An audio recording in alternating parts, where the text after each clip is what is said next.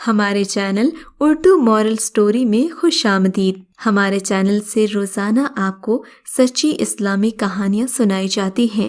ان کہانیوں میں کوئی نہ کوئی ایسا سبق چھپا ہوتا ہے جو آپ کی زندگی سنوار سکتا ہے۔ آج کا واقعہ بھی ایسا ہی ہے۔ چلیے سنتے ہیں آج کی کہانی۔ یہ دسمبر کی ایک سرد رات تھی۔ چاروں جانب بھوک کا عالم تھا۔ آج اس کی رات کی ڈیوٹی تھی۔ وہ وقت سے پہلے ہی آ گیا تھا۔ شہزیب اس کا گہرا دوست تھا۔ دونوں میں بہت پیار تھا۔ یہ ایک ہی گاؤں کے رہنے والے تھے۔ یار اقبال، چائے پیتے ہیں نا؟ ہاں کیوں نہیں، چھوٹے 2 کپ چائے لے آؤ۔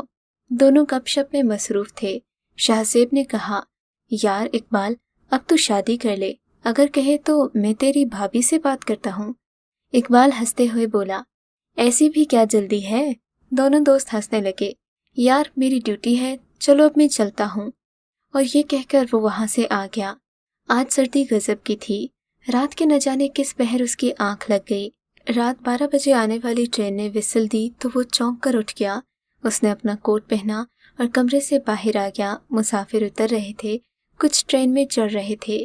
یہ ایک چھوٹا اور ویران اسٹیشن تھا۔ چاروں جانب گھنے درخت موجود تھے۔ تھوڑی دیر میں ٹرین روانہ ہو گئی اور وہ واپس اپنے کمرے کی جانب آ گیا۔ وہ اپنی سوچوں میں گم تھا۔ اس نے گھڑی کی طرف نظر دوڑائی۔ رات کے 2 بج رہے تھے۔ اس نے کمرے کی کھڑکی کھولی۔ ایک سرد ہوا کا جھونکا اس کے چہرے سے ہو کر گزرا۔ اچانک اسے لگا کہ کوئی بینچ پر بیٹھا ہوا ہے۔ آخر یہ کون ہے؟ اب تو ٹرین نہیں آئے گی۔ یہ تو آخری ٹرین تھی جو جا چکی۔ مجھے معلوم کرنا چاہیے تھا۔ وہ ہاتھ میں لالٹین پکڑے چل دیا۔ کون ہے؟ یہ تو وہ لڑکی تھی جو سیاہ برقع اوڑھے ہوئے صرف اس کی آنکھیں نظر آ رہی تھیں۔ کون ہو تم اور یہاں کیا کر رہی ہو؟ لڑکی گھبرا گئی۔ ڈرو نہیں، مجھے بتاؤ، کیا تم اپنا گھر چھوڑ کر آئی ہو؟ اس نے لڑکی سے پوچھا تھا۔ نہیں، ایسی بات نہیں ہے۔ لڑکی رونے لگی۔ اچھا گھبراؤ نہیں، میرے ساتھ آؤ۔ لڑکی اس کے پیچھے پیچھے چل دی۔ اقبال نے اسے کرسی دی۔ وہ ایک طرف کو ہو کر بیٹھ گئی۔ اب بتاؤ بات کیا ہے؟ میں رات 12 بجے کی ٹرین سے یہاں آئی ہوں۔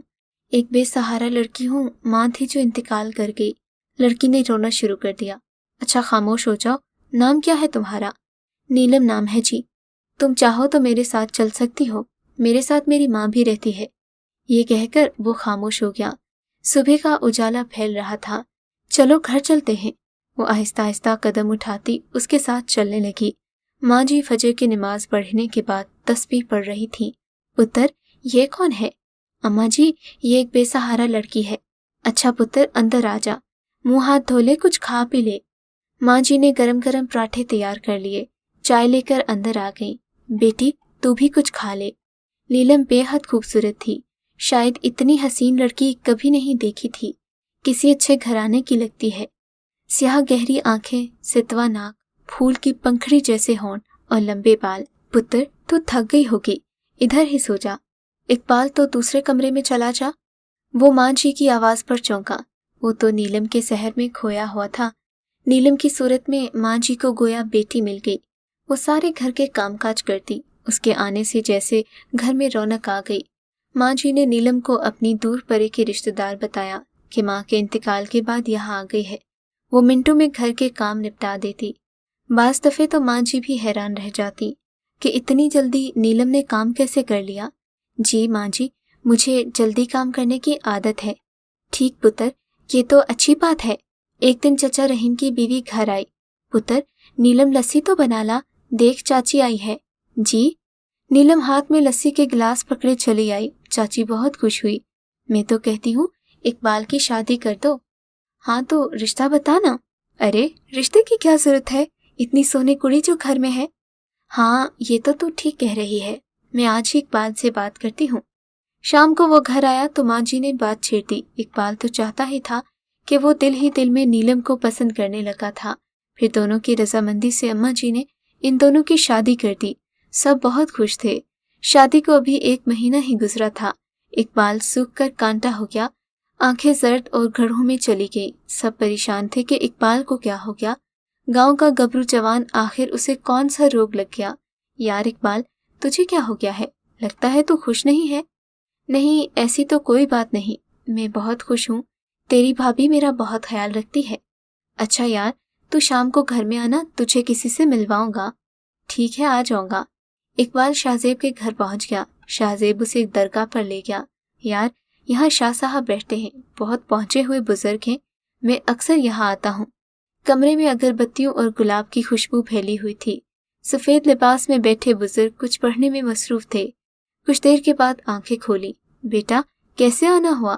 وہ مخاطب ہوئے تو شاہ زیب نے کہنا شروع کیا، یہ میرا دوست اقبال ہے، شادی کے بعد بیمار اور کمزور ہو گیا ہے۔ وہ خاموشی سے سنتے رہے، کچھ دیر منہ میں پڑھتے رہے، پھر تعویذ نکال دیا۔ تم اپنی آنکھوں سے سب کچھ دیکھ لو گے، وہ اب تمہیں نقصان نہیں پہنچا سکے گی۔ کل تم میرے پاس پھر آنا اور یہ تعویذ اپنے پاس رکھ لو۔ اقبال جب گھر داخل ہوا تو اس کے سر میں سخت درد تھا۔ نیلم، مجھے چائے بنا دو۔ نیلم چائے بنا لائی۔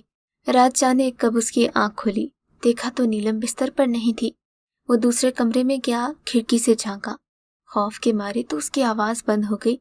وہاں ایک خوفناک چڑیل بیٹھی تھی جس کے چہرے پر پھیلے بڑے بڑے دانت، منہ سے بہتا خون، جیسے کسی کا تازہ تازہ خون پی کر آئے۔ اس کا دل خوف کے مارے بیٹھ گیا۔ وہ دوبارہ اپنے بستر پر آ کر لیٹ گیا، آنکھیں بند کر لی۔ کچھ دیر نیلم کمرے میں داخل ہوئی اور سو گئی۔ شاید میں نے کوئی خواب دیکھا ہے، وہ سوچنے لگا، مگر جیسے اس کا جسم ساکت ہو گیا۔ پوری رات بے چینی میں گزری۔ صبح ہوتے ہی وہ گھر سے نکلا اور شاہ صاحب کے پاس پہنچ گیا۔ رات کا واقعہ بیان کیا۔ آخر تم نے اپنی آنکھوں سے دیکھ ہی لیا؟ شاہ صاحب مسکرائے۔ وہ ایک ڈائن ہے، خون پیتی ہے تمہارا، عورت نہیں ہے۔ مجھے اس سے نجات دلائے۔ اقبال نے روتے ہوئے کہا، مجھے اس سے نجات دلاتے شاہ صاحب؟ حوصلہ رکھو، مجھے اپنے گھر لے چلو۔ شاہ صاحب نے فجر کی نماز ادا کی اور اقبال کے ساتھ چلے گئے۔ بیگم نیلم کے کمرے کا حصار کر کے پڑھائی شروع کر دی۔